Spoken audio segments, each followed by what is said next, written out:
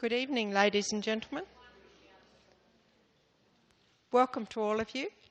Thank you very much for supporting our forum, our panel forum regarding the strategic plan. My name is Heather Wright. Probably most of you know that I'm the Mayor of Walkerville.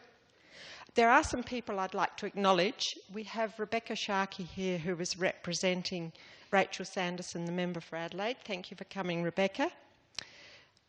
We are expecting Deputy Mayor Jill Whittaker from the City of Campbelltown. Thank you, Jill, for attending. Mayor David McLaughlin from Prospect. David, you're here. Good to see you. Councillor John Coomey from Unley, representing the Mayor of Unley. Mayor Klein, is he here? Not yet? Okay, perhaps he'll be here a bit later.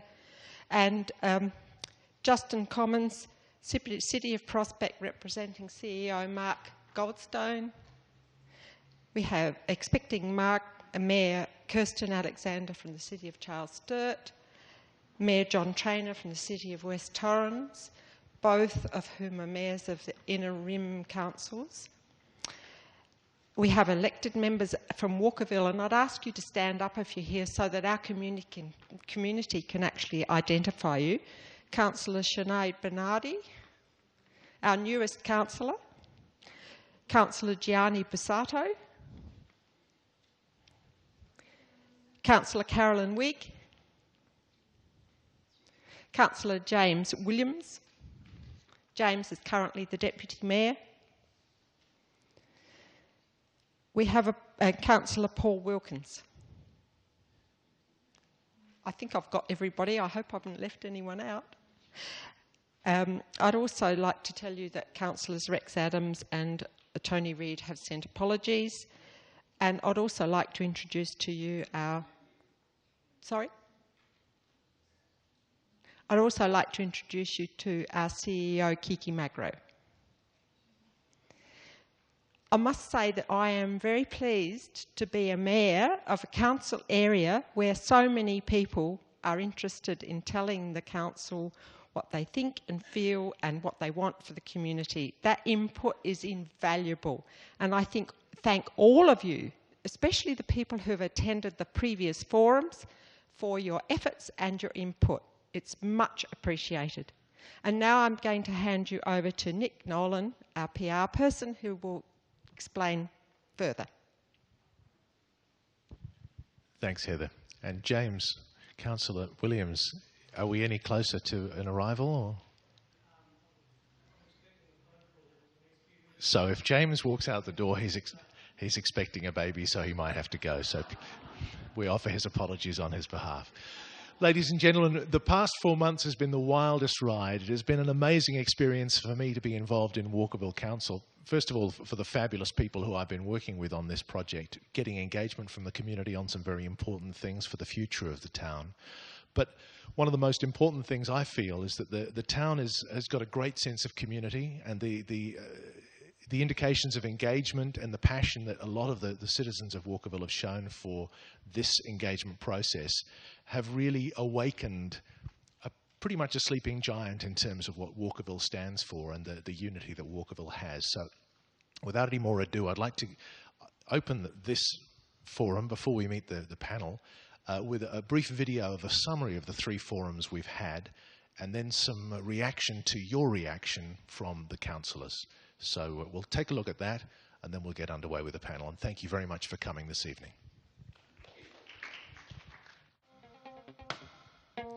Ladies and gentlemen, please give a very warm welcome to our host for the evening, Lee McCluskey. Rundle Mall Chairman Theo Maris. Thank you. Integrated Design Commissioner Tim Horton. And Mr. South Australia, Keith Conlon.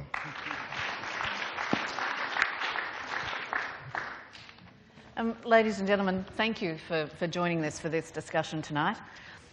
This doesn't have a particularly formal format, but as you're aware, we have, I think, 3 leading identities when it comes to building development and the way that Adelaide and South Australia is being shaped, particularly over the next 30 years.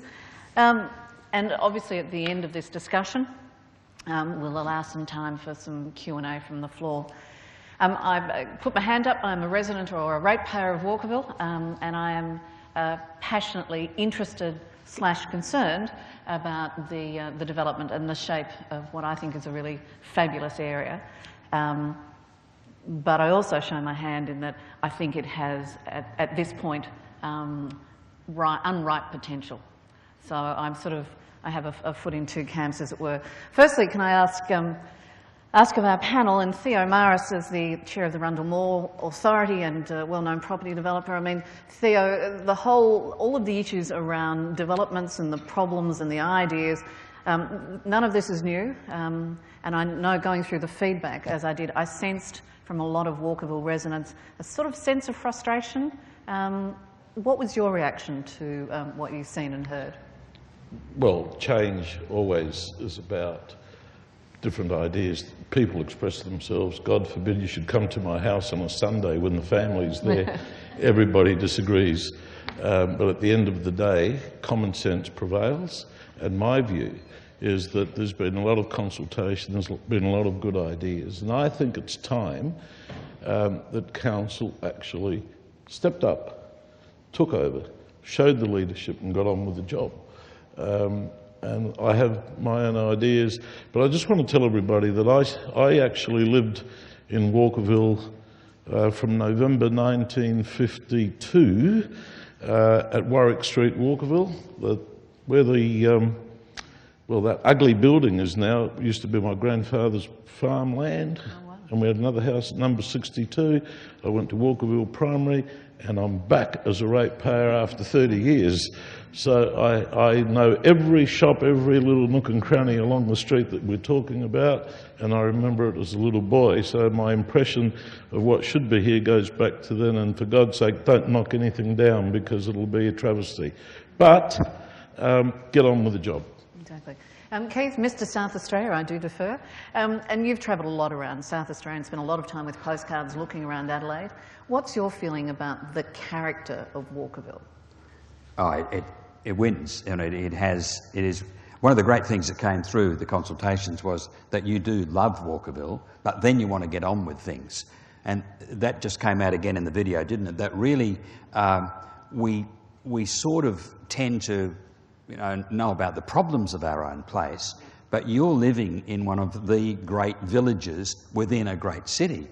And it's then a question about improving it over the next 30 years. And I discovered personally that when I was looking through the materials and through the consultations that you've taken part in, that I know a fair bit about Walkerville too, because I've ridden the Treadley and run through the linear park for decades. We've been at a school in the place for 15 years or whatever. It feels like 15, it's only 10 I think. But and we have relatives in the place, we shop here, so really basically, and that's one of the keys. It seems to me that we're going to emerge tonight saying that Walkerville can be a village still, in the sense of it being having terrific heritage, a sense of pride, a sense of community, but it can also invite people in and who will enjoy that in a revitalised town centre, the street we're on. You can have both. You can have that economic growth and you can have that sense of vitality and still have your Walkerville. And it'll be interesting to... How do we get there? That's what we'll talk about tonight. I mean, we've talked about some of the historic strengths of Walkerville and that feel of a village. But looking forward, Tim, for you as the Integrated Design Commissioner, your job is to bring Adelaide with you for a forward vision. In that forward vision for Adelaide for the next 30 years, where do you see Walkerville fitting? Can I start by making some enemies? In fact, I can see who I'm going to make enemies of in the room. Can I start with an objective score? And I'm sorry, I've got the iPad here because I'm doing research as we talk. Does anyone know Walk Score? If you look it up on the internet, Walk Score is a way of seeing how connected and walkable a community you live in. Yep. Walkerville Terrace scores 82. It's defined as very walkable. Walk Score loves Walkerville. By comparison... Oh, it's a walk score. Sorry, I've just got that. Walk Score. Listen, it's a pretty rough guide. By comparison, Prospect Road scores 68. So The challenge, I think, for Walkerville is that there's no burning platform. We are not trying to there is no phoenix to rise from the ashes. In fact, it's an extremely walkable community. You are by the Torrens. There's an awful lot going for Walkerville. So that I agree with Keith in particular that the challenge sometimes is that we start almost on a premise of what are we going to lose from this. I do think absolutely the question is what do we need to frame for the future to make sure that we build off the strength of Walkerville, which is the village atmosphere, which is the heritage, which is really on the shores of the Torrens. And you can have it all, and I guess my theme for the night might well be how you do it. It's not only state and it's not only local and it's not only private sector. It's going to be the spaces in between and all of those that will deliver that. Let me throw a question in here. There'll be people saying, I really like Walkerville the way it is now. Do we need to change? I mean, just because there's a big supermarket coming to town, do we need to change? Theo? Yes, I think you need change, and I think that it's not change for the sake of change. It is change for the sake of providing a public amenity and a public realm that will better the living standard of Walkerville, in my opinion.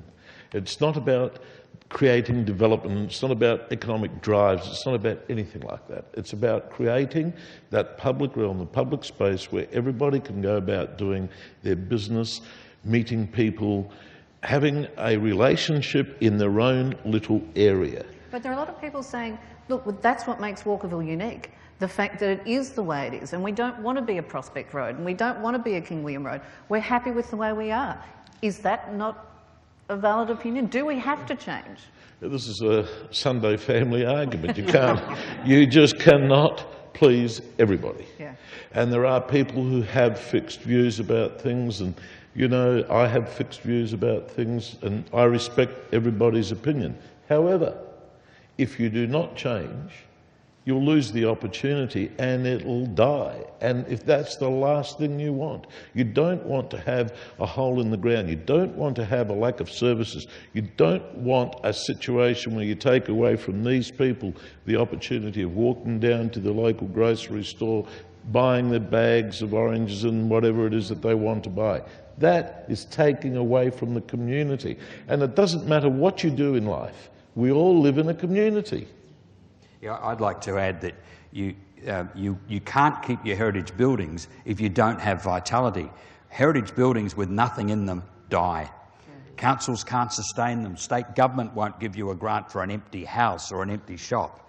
So there has to be vitality. It has to be the main street that it was. Let's face it, we're not talking about some kind of mystery here. Walkerville was busier. What happened is that other places, in terms of retail, sort of sucked out the retailers. Yeah. So we go to other places. We're not talking about more giant developments. We're talking about really using what's already there, but using it better. There'll be some new bits because there are some things that, frankly, don't matter. But you've got more heritage buildings on your main street than most people do, and you can keep them, but you'll have to have a vital main street or it won't happen. Tim, is that part of the problem, that people see development as being the new, overly modern, busy cars, traffic, and it's about trying to explain and help people understand that we're really talking about a blend, and it's the blend that's critical? Yep.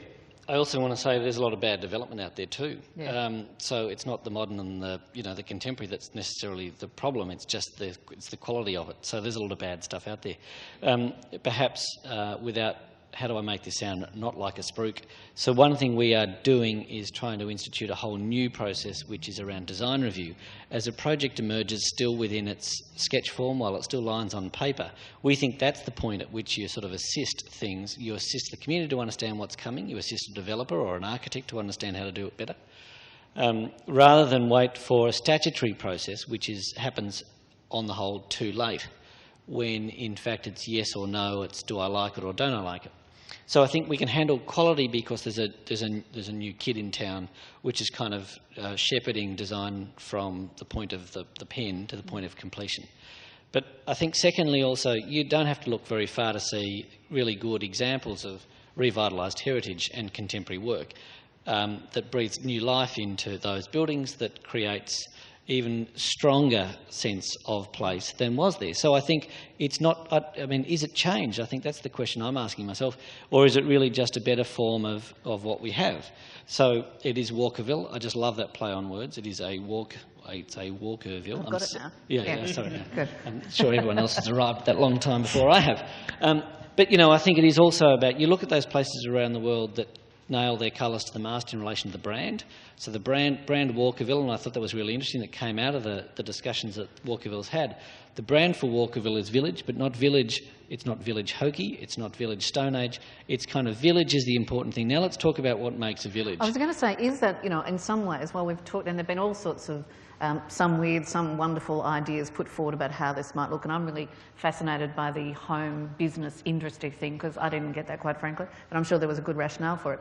But, you know, do we need to come back to just the essence of what is Walkerville? What's the tagline for Walkerville? Is it, you know, the village near the city? What's the one line that encapsulates what Walkerville is or should be? Because that strikes me as a really good starting point so that everybody's clear on it. You know, something that tells you what the expectation of what Walkerville is. Yes, sir? My view, Walkerville Terrace, or the village of Walkerville, should be a main street that services the immediate needs of the locality. That's how I see it. So it's there to service the needs of these people.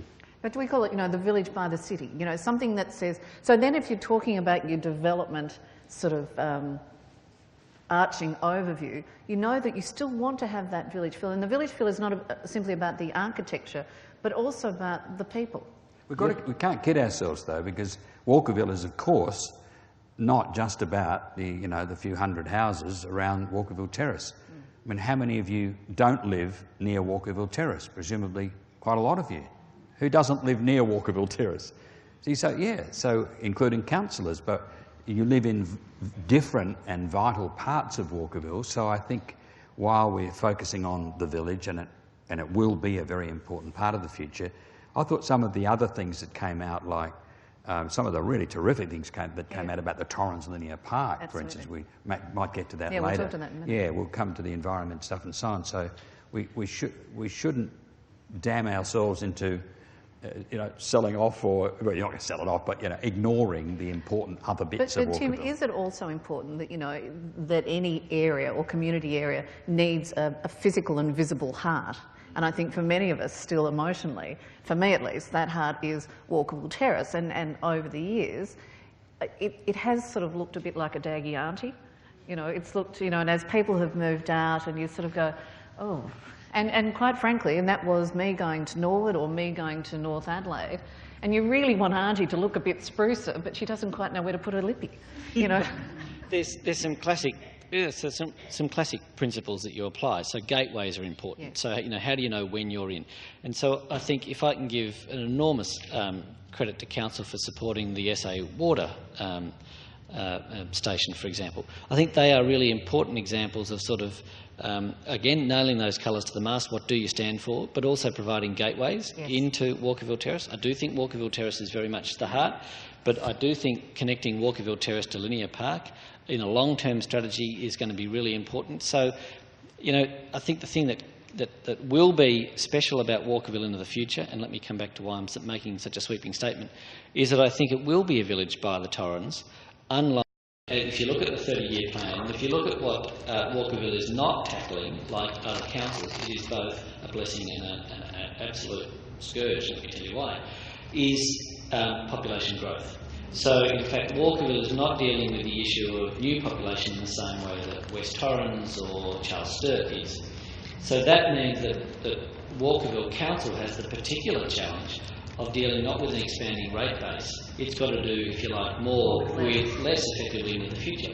So it becomes a community of absolute excellence. I mean, anything that goes in here has to be so special that I begin to drive from, well, I'm only a few hundred metres away, but, that others need to cross town in order to come to Walkerville, precisely because of that heart. But is there also a danger, sorry to interrupt, is there a danger in us becoming insular?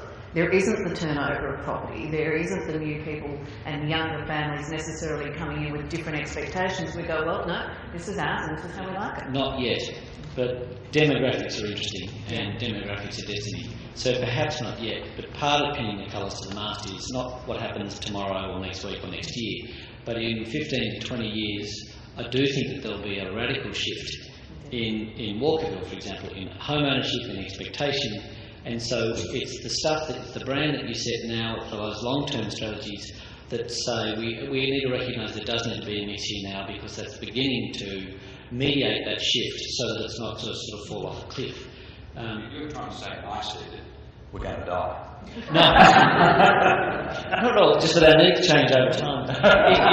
If you talk to Graham Hugo, who's probably Australia's most respected demographer, then it's a really interesting, he looks at the long cycles of cities, But is that something that I as a ratepayer should be concerned about?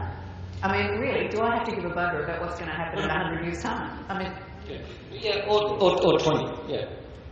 It's not about 100 years, it's not about 30 years, it's about creating an environment whereby the house that you live in is worth much more by having a healthy, economically viable main street. And look, there's no argument about that, because when you see what the agents do, they advertise.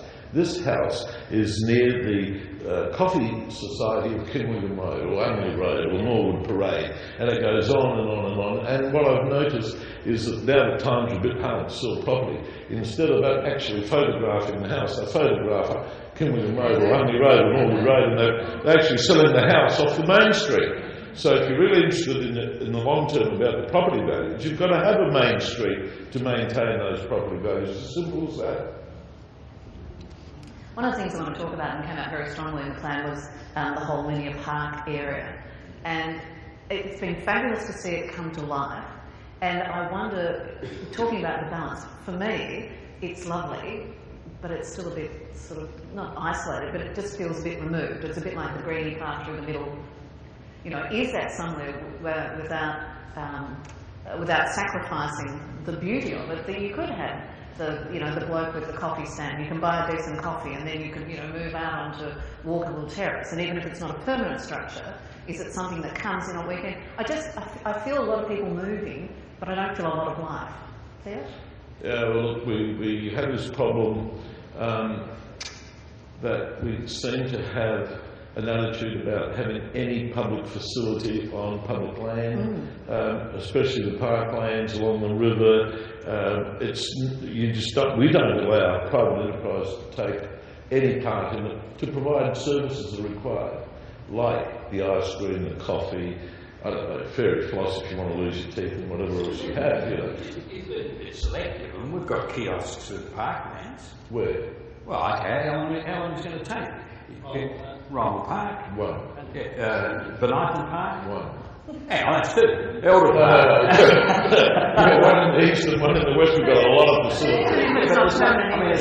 You wouldn't start one there, because unless you're suggesting that it could become a hub, because I frankly don't think it is. I think you've got to make a bridge that is in the plan, which takes you across through what is now actually a traffic roundabout. It shouldn't be a traffic roundabout. It should be a people throughway.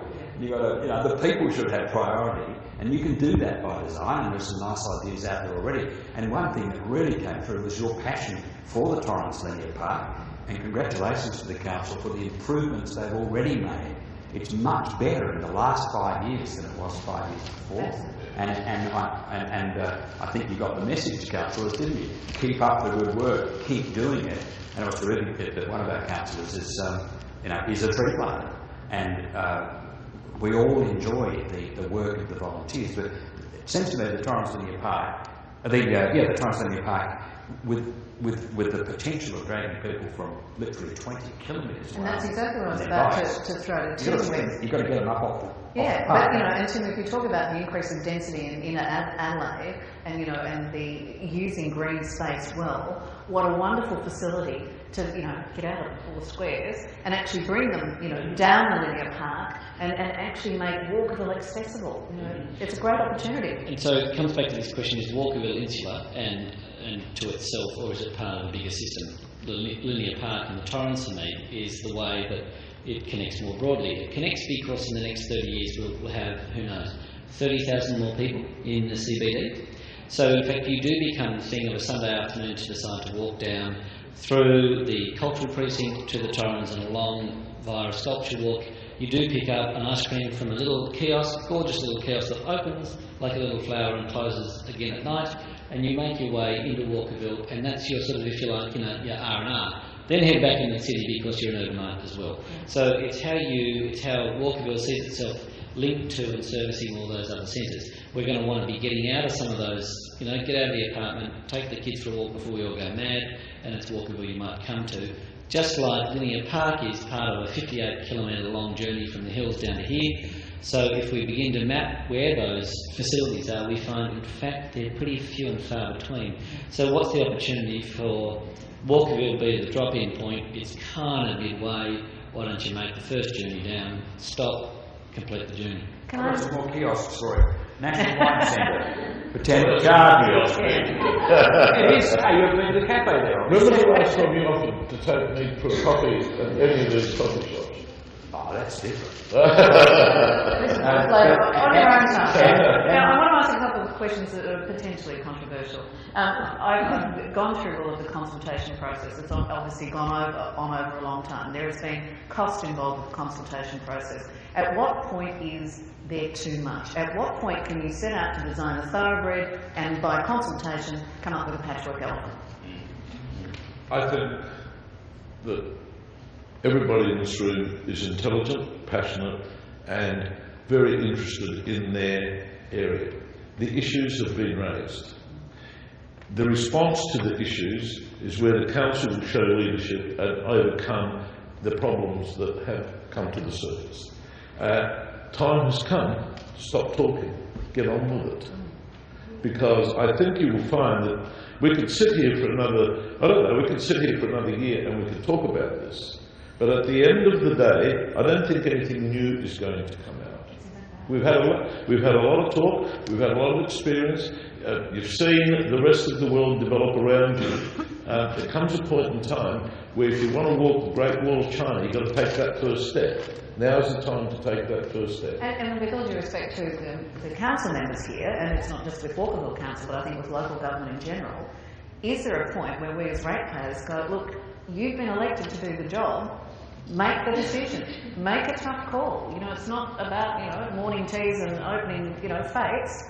Make the tough call and we take you and trust that you've made the best decision. Somebody's got a button door. I reckon this one of the many tensions that emerged in the discussions was, on the one hand, yeah, you're a bit over talking. On the other hand, you desperately want more communication. Yeah. And they're not necessarily the same thing, but, so it doesn't have to be another talk fest, but you can't just go out and do it on your own. You've got to take your community with you, don't you? So it's going to be, there will be more talking, but maybe it's talking about the action now. Well, Tim, I know that you've gone out to consultation and are encouraging sort of public input. Are you getting genuine input, or are you getting it from select areas with maybe select desires? You mean am I lodging my own emails in the system at night? Dear me. That's right. Can I offer two things before I come to that? One is I think we've got to understand that the situation has changed. The 30-year plan is a fundamental reboot of the system. So, if you like, the discussions that we had a few years ago, at a local government level, is kind of that on speed now, because I think the 30-year plan has asked fundamentally different things of council. I have to say, not just because I'm here as a guest, but I think Walkerville Council is taking a lead in that whole process. And I mean, I guess I deal with Heather, the Mayor, and Kiki, and so I can talk individually to those two, who are, I think, taking Walkerville into a space that I think shows how you get real and how you implement, which is this idea that appeals to me, which is Walkerville as a small and excellent broker for others. So you may not be actually hosting the combined population growth of the 30-year plan here in Walkerville, but it doesn't mean that you can't lead by partnership. Now, what we do know is that I'm interested in the continued and demonstrated long-term failure of any one silo. So the private sector can't actually make impact sometimes because they can't really access into the regulatory system because that's government. Government can't really make impact because that's a private sector issue. So all we can do is really just sort of set a policy and then stand back and hope the market comes good.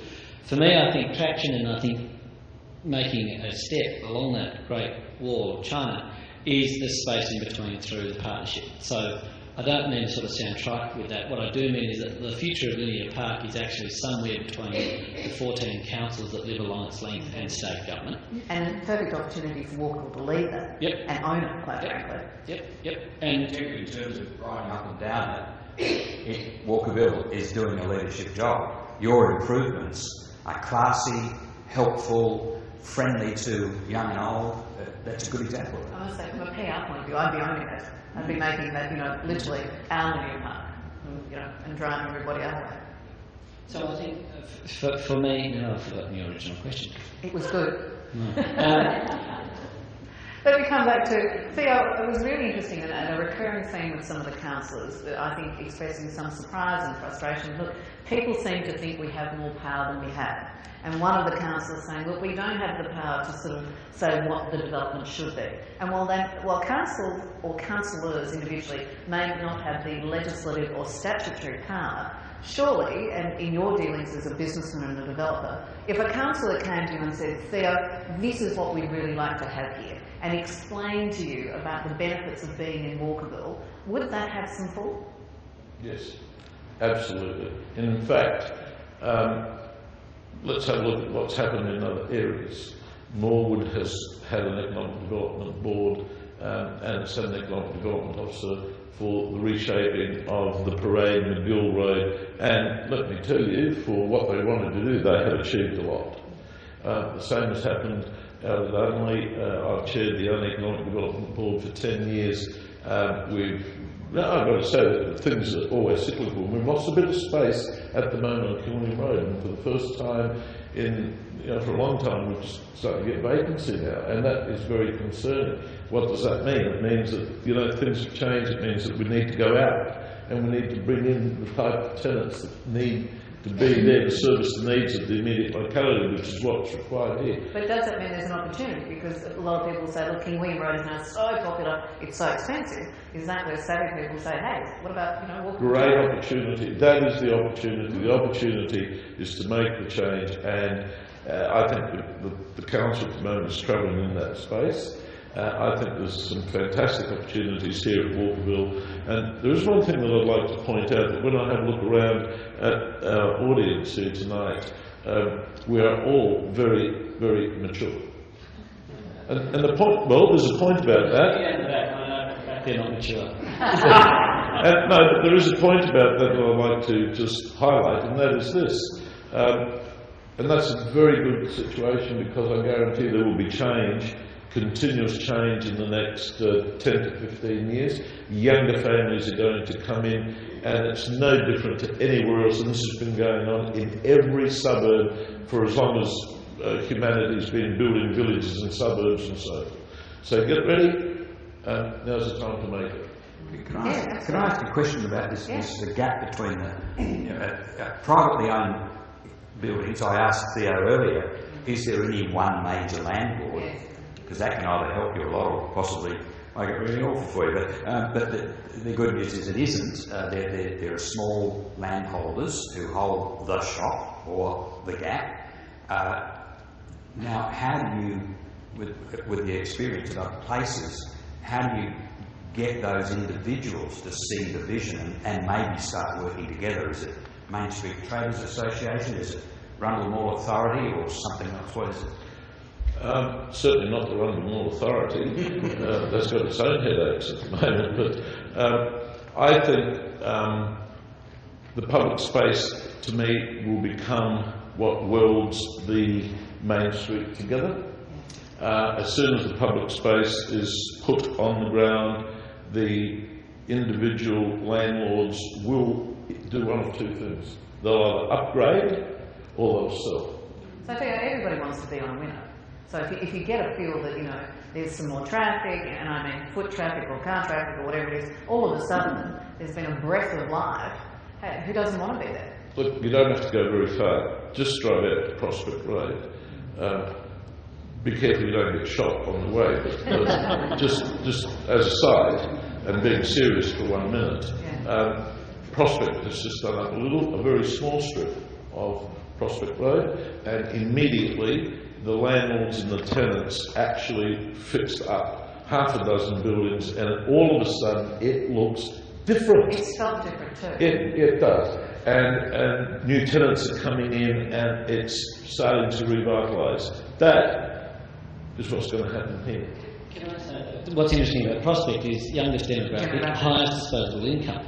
So understand, the market also. So this is chicken and egg. Which came first? Was it the younger demographic, the new families moving into those houses and doing them up, and somebody recognising that there was a younger demographic, so there was a market for the trendy coffee shop or whatever? Or does the shop come first and then? Do you know the disturbing answer to that is it's never one thing. It's 5 or 6 things all that have to coincide. So what we're trying to do with 5,000 plus is, to be perfectly frank, create the conditions where those 5 or 6 things occur at once.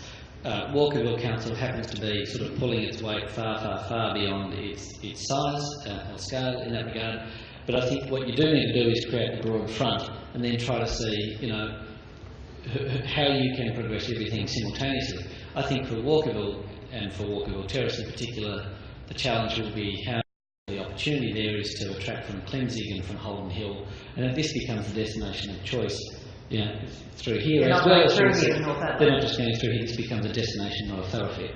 One of the things that I think a lot of people are very nervous about, you talk about growth, you talk about vitality, big supermarket, which is sort of bigger in scale than retail, anything that we've seen here ever. That means cars, that means traffic, that means parking. How do you reassure a community that it will be okay? Will it be okay? Can we, what are the things that need to be done? The streets are the size that they are. How do you deal with that? All I can tell you is that the research shows the wider the footpath, the more cycle and walking friendly it is, the higher the revenue stream for businesses along its length.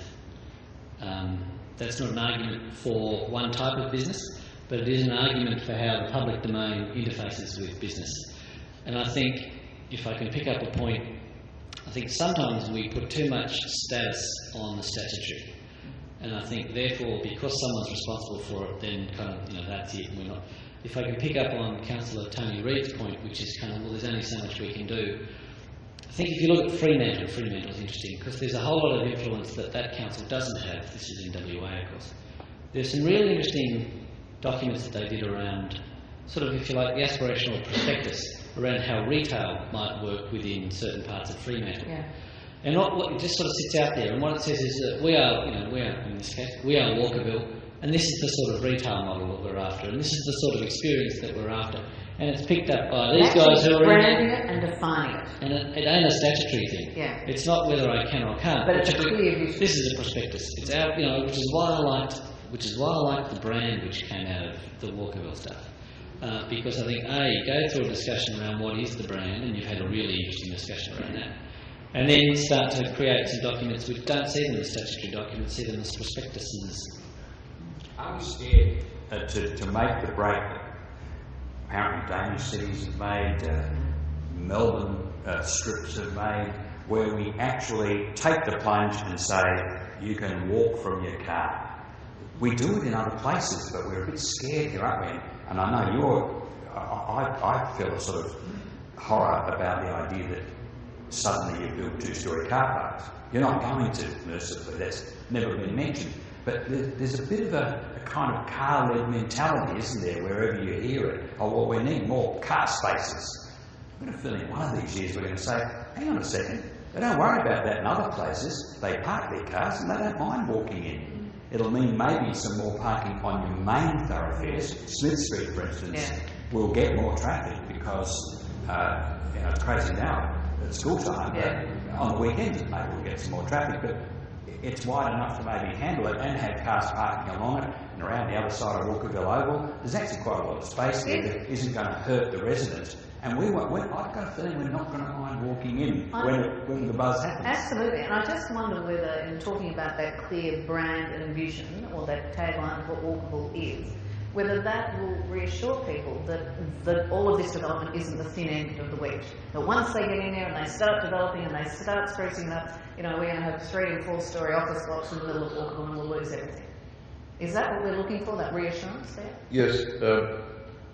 There's no doubt about the fact that everybody wants to know what's going to happen in their immediate location, and there is a fear about the salami process, and we'll do this and then we'll do that and then we'll grow. I mean, I think that we're over that mentality. I think that people have actually started to treat everybody with some respect. And I just want to get back to this issue about cars and car parks and so forth. Look, I drive a car, and as you can see, I don't walk very far. But the situation is that I want space for me and my friends, and I would encourage you to expand your footpaths and create a people's place, and let the cars go at the back of the buildings, and let the cars take a secondary position and give the people the primary position. So you're talking about, you know, actually developing off-street car park behind the commercial areas, Correct. so that on the footpaths, make them as wide as we can, allowing for great traffic flow, and actually have, whether it's cafes or somewhere to sit or just something that has some people. There's one nice example of a very nearby car park, and it comes up in the plan, and one of those blinding ideas, you think, yeah, of course, the small street that runs, I'm sorry I forgot the name of it, that runs through to the Oval. Warwick Street. And, sorry? Warwick, I think. The one that comes in closer to, you know, it comes smack into the middle of the town centre, the village, and the idea that becomes a little walkway rather than just at the moment, you sort of don't think that, oh, I can get through to the Oval from there. You've got car parks in the Oval that are not used very much on the weekends, for sure, are they? They're used for grand occasions like the Walkerville Fair, but I reckon you'd get a park there almost always, wouldn't you? I don't know. Would you? I don't know. Provided there's something worth walking to. Exactly, yeah. But there's also, so there's one entrepreneurial city I know of, not in Australia, that actually then decided the way we'll do that is we'll offer. You don't lose anything, in fact you gain something. So if you want to, by working with the big box retailer, by working with the equivalent of Woolworths, they offered the bag carrier. So in fact they would meet you at the, you know, and they would walk you to your car. So this is a classic case of entrepreneurialism, where it ain't state government responsibility, ain't really like government responsibility, ain't really a brand, maybe it's private sector thing. But you know, it's by actually saying, listen, we've got a bit of an idea, and what we want, the brand says that we want our cars to be somewhere else. That imposes an undue burden on you, perhaps. So why don't we do a pilot program? And for 3 months, what we'll do is we'll provide, you know, question, you know, who is it? And we'll ferry between there and there. And what you find, in fact, what this city found, was that absolutely it ended up being this sort of cute little bonus, first of all, and then eventually what you found is that they weren't needed. Because people got used to it. And I think it raises an interesting, you know, the point of difference and the opportunity for Walkerville to create points of difference. I know I'm probably terribly lazy. There's a little service station near me. God bless you, you drive in and a nice man comes out and he puts petrol in. Now, I'll have my car on, you know, basically bouncing on empty, and I'll go past 37 petrol stations just to go to the nice man who'll actually, you know, service the car. So I think that point of difference, and it's only a little garage, does booming trade. Local is back, local food is back, local service is back, knowing who it is who makes your coffee is back, so local is back. So in actual fact, so this is, I really shouldn't say this, but maybe that's my vote for the tagline for Walkerville, which is Walkerville local is back. Well, we can workshop those, certainly. But you need $25,000 for that advice. Yeah, the clock's ticking. Ladies and gentlemen, I'm aware of the time, and I know we really wanted to make the opportunity for people to have some questions.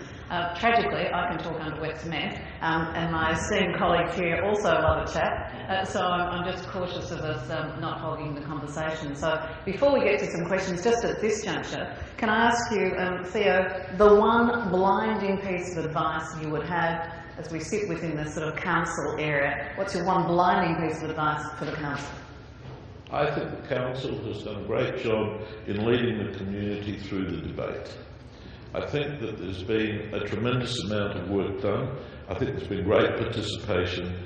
I think that what you need to do now is take the next step. And the next, as I keep saying all along this evening, and For me, it's just put the footprint on the ground and then it will happen, because the first bit of leadership has already taken place. All we need to do now is just move to the next step. That's it. Okay. There are real tensions that I noticed keep coming up, whether it's young versus old, whether it's small versus a bit bigger, whether it's cars versus people. But you know, I'm with Theo. Value your heritage, but don't find yourself underneath the glass where you can't go anywhere and it all fades away and looks even sadder than some of it does now. Grasp the opportunity, a terrific opportunity, and you can have both. Tim?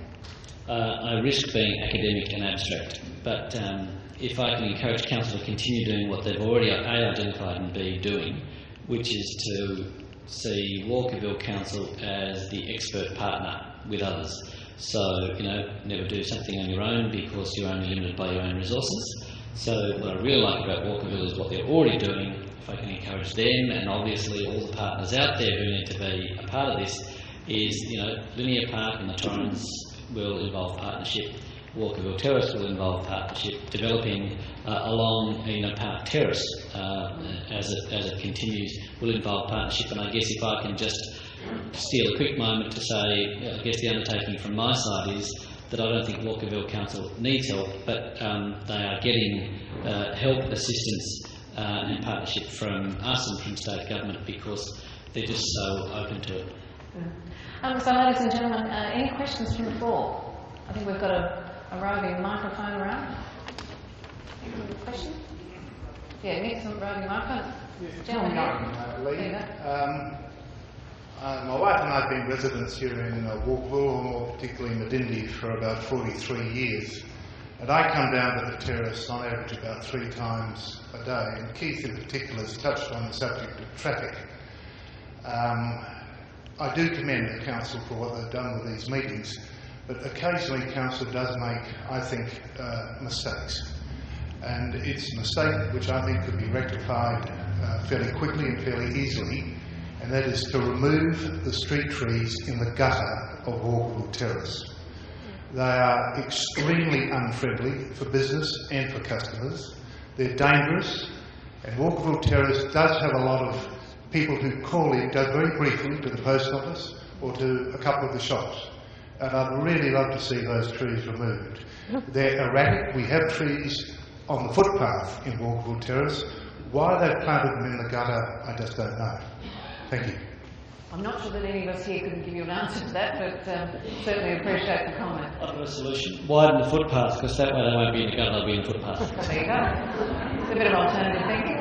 Anybody with a question? I have a question. Yes, chap over here. Why wasn't Woolworths invited to be part of the forum? So sorry, they're spending $20 million. You can hear me, Pat? Yes, I can. They're spending $20 million. Wouldn't it be a good idea to have a representative on the forum from Woolworths? Could well have been, and they were apparently doing state. So I gather there wasn't a representative available. Yeah. Yes, question? Sorry. David Prince. One of the traffic issues that I've noticed is affecting Walkerville Terrace is a lot of traffic coming from the northeast and coming down here, and most mornings, as we know, it's queued up back to the roundabout from the Sussex. Walkerville Terrace is the same width as it was 100 years ago, and with respect to Tim, I wasn't sure whether Lee, he answered your question the way I would have liked him to. So my question is, to anybody about the traffic, what is the solution? Is it close Walkerville Terrace? Is it make that traffic go somewhere else? Is it wake the Transport Department up and have a stop for the O-Bahn here? What is the answer? I think, and just off the top of my head, I mean, just if we're talking about wider footpaths, where less traffic can get through, I as a driver will go somewhere else. So if you've actually got a wider sort of boulevard promenade area, I think the water finds its own flow. Tim? That's what New York found when they closed Times Square. They didn't do the traffic modelling to show them that they should. They just did it. But I think the question is, if we think about cities as systems, then we can do that. That probably then puts a whole lot more pressure on Prospect Road, for example, or Norwood Parade or wherever. So, I mean, the long-term solution, to be frank, is an analysis of whether all of the 7 surrounding councils ringing the City of Adelaide are entities in themselves, and that whether they are throughways or whether they're destinations. So I think it's a really big question. I think it is linked to whether there's 14 TODs in the 30-year plan, because if we get those right, people will tend to, if you like, be local where they are and not necessarily see these areas as throughways. People will tell you there's 41,700 car parks in the city. That's not right. There's around 68,000, and I know of 6,000 more going in, that are on the public record. So that's 74,000 car parks, and of course what that represents is, on the one hand, cities are really about trade-offs and, balance, swings and roundabouts. That does mean that more people are able to enjoy shopping and working in the city, but it does actually mean they need to get to the city to enjoy those 74,000 car parks. Can I just ask if this is a bit of a straw poll, because there seems to be a consistency in the questions. I'm getting the impression that it's not necessarily, the colour of the paint, but one of the big issues is literally cars and traffic and parking. Would that be right? Is that one of the major concerns, do you think? No. So, I mean, from the group that we have gathered here, if you want to just give us an idea, what are some of your concerns in terms, I'm trying to get a feel for the priority here.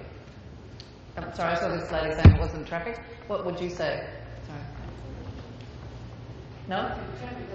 Traffic didn't come up. Yeah. No. Traffic doesn't bother me. I mean, it's either busy or it's not. Yeah.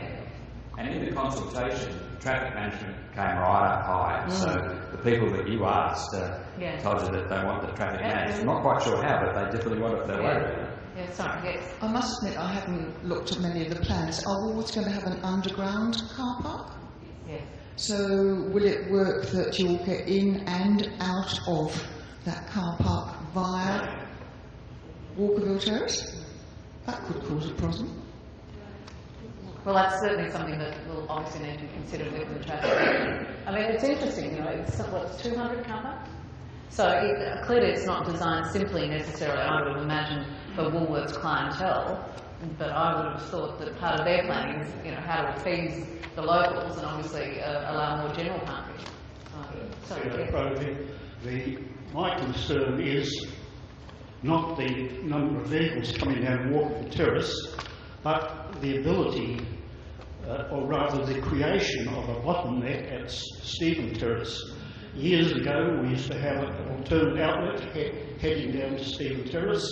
That was closed, and in my opinion, I've done a study, which I sent to the council a few years ago, about the number of people coming down Church Terrace, which is where I live, who've got children in there, and those who haven't. And my view was that if you had a free moving traffic, all that traffic which comes from St. Peter's or whatever, would quickly come on Walkerville Terrace and quickly disappear. I think you've got to free up Walkerville Terrace traffic-wise, and not reduce the numbers, but get rid of them quickly. Okay, thank you. Can I share? Yes. Sorry, I know this is for the floor, I apologise. Sydney has a really interesting experience, Clover Moore, with her traffic lanes.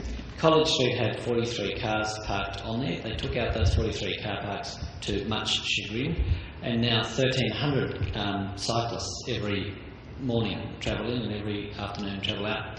So, in fact, what you can get in 43 car spaces, you can more than quintuple. I'm not my maths. Yeah. And so you can get, I'm just thinking of freeing up Walkerville, you could have streams right down here of people who are cycling from further out. The big question is how we do that, but what we do know is that the state strategic plan suggests that within the next 30 years, 300,000 more people are cycling. So where are they cycling? We've got a question first down the As a back. very keen cyclist, I think it's really important that we develop the capacity for lots of people to use cycles, and we could even have a free cycle loan thing as they do in the Adelaide City Council.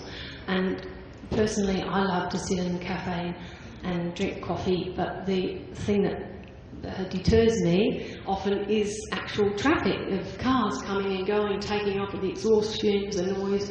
It detracts really badly from the pleasure of being in a peaceful, clean-aired place.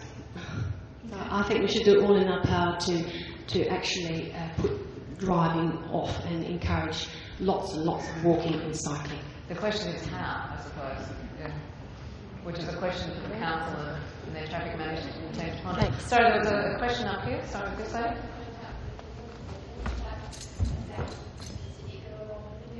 Oh, sorry. Sorry. I think some people missed your question. Sorry. Sorry, I think that cyclists coming into the city now are cycling down the Linear Park cycle path, which, as a walker daily on the Linear Park, causes me a bit of a problem. Yeah. And I'd also like to say that I think it's over the 10 years I've lived here, it's the number of service shops that are on there, that are not shops, that are just almost offices, that have increased so much. There's really only about 3 or 4 places on the terrace now where you can actually buy things.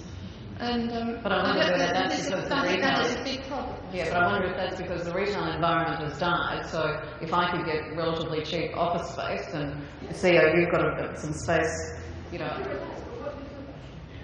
Well, yeah, I think that's our whole question of bringing some vitality back. So we had another question? Sorry, this lady over here. Next, running. Hello, my name's Pam. I'd just like to think that if we're an older population, that we'd also consider access for those people who are not bike riders and long-distance walkers. Love walking. I hate bikes, but walking's fine. But as a number of people can't do long distances, I think it's important not to ban all transport with a sweep of the brush. Well, clearly, I think there's some middle ground somewhere. The question is, what is that middle ground, and who will be charged with coming to that decision? Bearing in mind that I think, as we're hearing, there's a vast range of opinions. Somewhere along the line, somebody's not going to be happy to some degree. So, but I don't think that's a problem that only Walkerville has, unfortunately. Sorry, there was another question? Yes, sir. So far, the plan was supposed to be 30 years ahead, but the panel so far have been discussing things which are more imminent, current problems. Mm-hmm.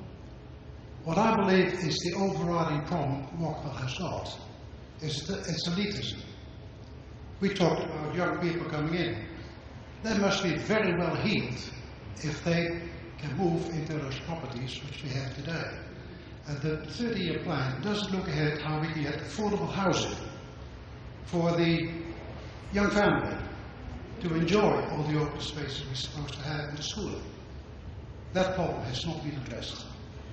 Theo, I mean, as a developer, I mean, from my point of view, as a private owner of a property, I mean, I just wonder how much of the area within the Walkerville area is not necessarily privately held and could be developed in a way for affordable housing, or whether it's realistic to expect private owners to want to invest in affordable housing. I don't know. Theo? Look, I think, first of all, Mr Van Pin is one of the most experienced, one of the most experienced building surveyors in South Australia. And the question that he asked is quite valid. I think that in time, affordable housing will happen throughout the inner metropolitan area, and the opportunities will arise. That is a bigger debate for the community, because that's where we're all struggling with how do we do it, and what is the example whereby it's okay to have affordability next to my mansion. Absolutely. That's the real debate. Now, what's happened in Europe and what's happened in other parts of the world is this: because their lifestyle has been cramped and they don't have a lot of space, apartments have come in.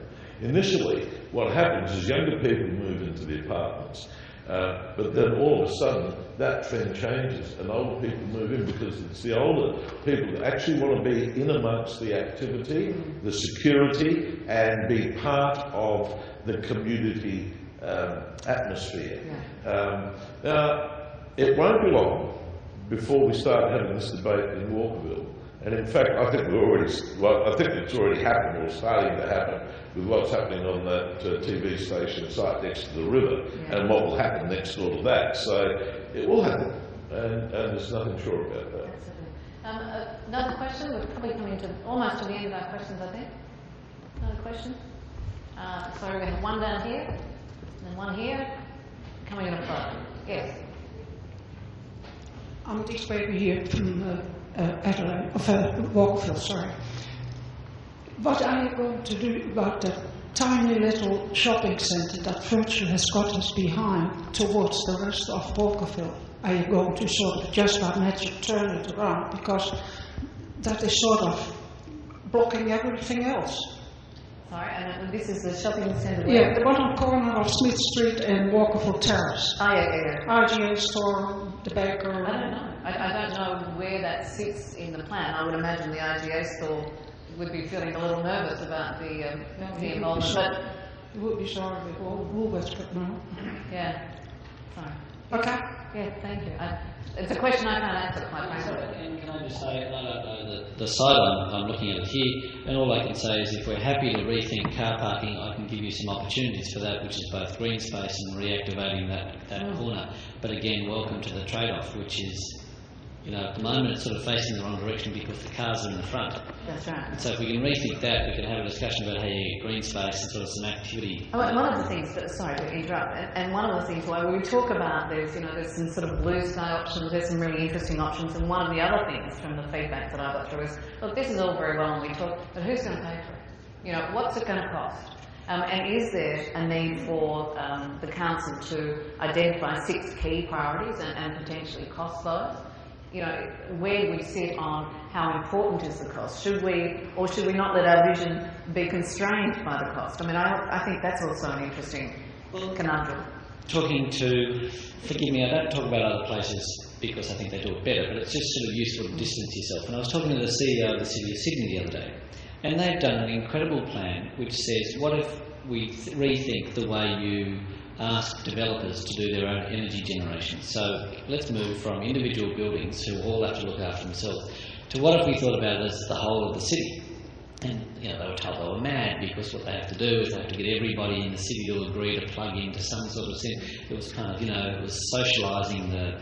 Well, it wasn't. What it was doing was enabling the private sector to, if you like, find the innovative ways of responding to that document that says, well, we're Sydney and we're going green, and what we want is we're looking to save money and to reduce the reliance on the grid. How can you help us? What they found was 14 of the largest property owners signed on to this audacious plan to develop Australia's first energy master plan for the whole of the CBD. So I think sometimes what you can do is you can actually pitch what is sometimes seen as blue sky thinking, and therefore seen somehow sometimes as unrealistic, as a way of sort of pitching. The private sector does all the time. It says, listen, we've got no idea how we're going to do this, but we are Walkerville, this is our brand, and this is where we want to head. And what you find is people say, I can't give you that bit, but I'm really interested in that bit. Suddenly this guy decides, hang on a minute, I can see the brand polishing up here, and I'm moving my assets from there to there, and it goes. So blue sky can engender some, and catalyse and can enable. Absolutely. Sorry, question. Yes, thank you. I think you said, Tim, at one point that there are 6 things that need to come together, or about 6, to get success in a revitalisation or development. And I'd like to know what those 6 are. I know we're hoping to have other opportunities to talk to you about this as councillors, but what are those 6 or where they are? And the sort of second part of the question is the question of models for revitalisation. I mean, what we're at the moment relying on the whole is a model which I think has got a lot of potential, which is the Woolworths hub, and of course the expected redevelopment of the DTI building as a hotel and residential complex. These things, I think, should create some of the demand we want to see to increase the choice on the terrace and more provision for conviviality, as Theo puts it. But when you look around, some of the most successful models are not that model. And I wonder how your 6 things sort of relate to different models. If you go to Croydon, which I think is one of the most vibrant revitalisations you can find in Adelaide, it doesn't seem to have any of the features that are generally put forward. It's how do your 6 needs relate to a revitalisation like that, which seems to be a really successful one. Does that all make sense? No, listen, it does. I also have to be very cheeky and say I also said I was very bad at maths. So it's not as if I've got 5 in the pocket that I can give you and say, listen, what we need is... I can tell you that partnership's a key part of it, because then actually people start talking to each other. And there is one council, it is not Walkerville, where for the first time when we sat down, the planner introduced themselves to the economic development. The head of planning introduced themselves to the head of economic development, for example. So there are still silos alive and well. So partnership works because everyone else has got it already. Once you start to collaborate, you share ideas and say, well, that's really interesting. I didn't realise you were getting stuck on that, because that's the bit we do really well.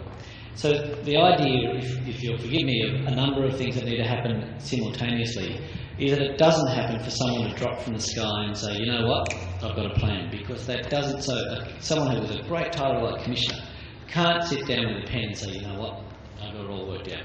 Because what you do need to do is you all need to move sort of together, which means that the private sector, the shop owners and the school principal, for example, people like that need to be able to say, I really like where you're going, and if that's where we're headed, what I can tell you is that our school parent-teacher group has been exploring ways where we might be able to do something slightly different with the front. And I think we can offer a bit, not very much, but we can probably offer something. So the point is that all of these factors need it. The public sector needs to be, so the state government needs to be on board. It's not in Sydney. You know, local government needs to be on board, which I think the 30-year plan has done, because it's kind of said, big audacious plan, now everyone get into gear, but we haven't quite fleshed out the detail, so we're doing that now. The private sector needs to be on board to sort of, you know, create the interest and say, okay, I can't get where you're going. And in fact, it's true that the transit corridors that are being, you know, a focus of the 30-year plan are also where small business sits, and I think that's the bit we haven't really understood. That more people actually means better small business. It doesn't mean sort of living on top of each other. It actually just means the barber gets more heads to cut. So my point is that it's really just, you need to have the conditions of 2, 3, 4, 5, 6 things that come together, and it's very hard that's very hard to concoct. Yeah. And so sometimes you can have consultation, and it's a bit like starting the cold engine, and it almost happens, and it almost happens, and then it does happen. That's it. I know you had a comment.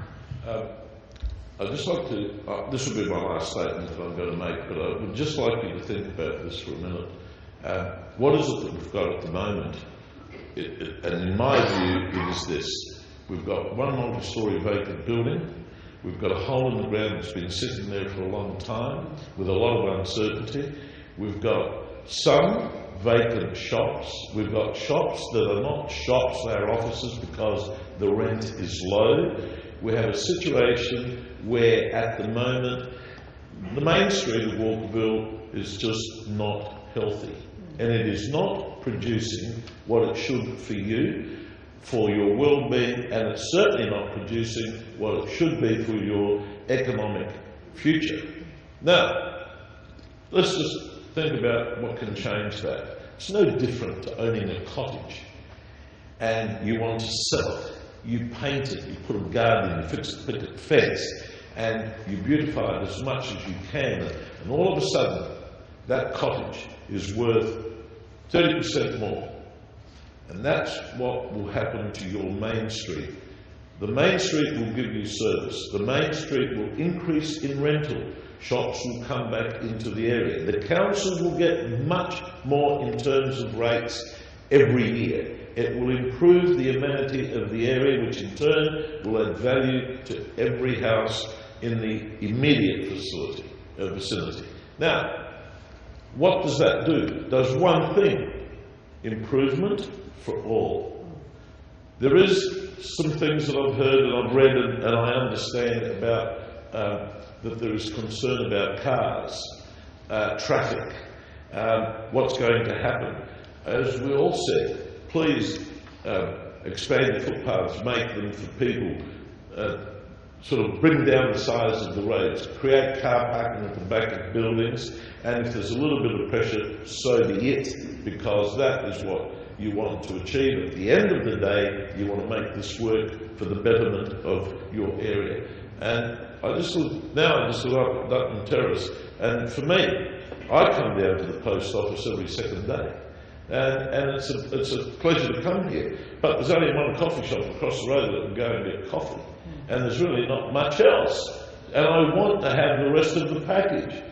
Now, you all want the same thing, so Council, please press the button. Ladies and gentlemen, that's probably a fairly positive note, I think, to officially wrap things up for this evening. I'm sure the gentleman and the panel will be around for a few minutes if you'd like to ask them a question. Clearly the bar's open, and that's always a good sign. I have to say thank you for your input. I'm sure we haven't, no doubt, as is always the way, I'm sure we haven't covered some of the ground that some of you want, and probably not all of the ground that anybody wants, but hopefully we've had a bit of a taste around the discussion. Clearly I think there's a lot more discussion to be had, but I think the takeaway for me is that people are really looking forward with a positive attitude. Yes, there's problems, yes, there's hurdles, but I think Walkerville is at least heading in the right direction. So thank you so much for your time.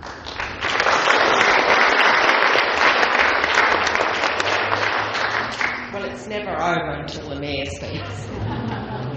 I'd like to thank our panel, Lee McCuskey, Tim Horton, Keith Conlon, Theo Maris. I think it's been an entertaining evening and an informative evening, and I'd also like to thank you all for coming and participating. Please stay on, chat amongst yourselves, chat with the panel, have a drink or five, and thank you.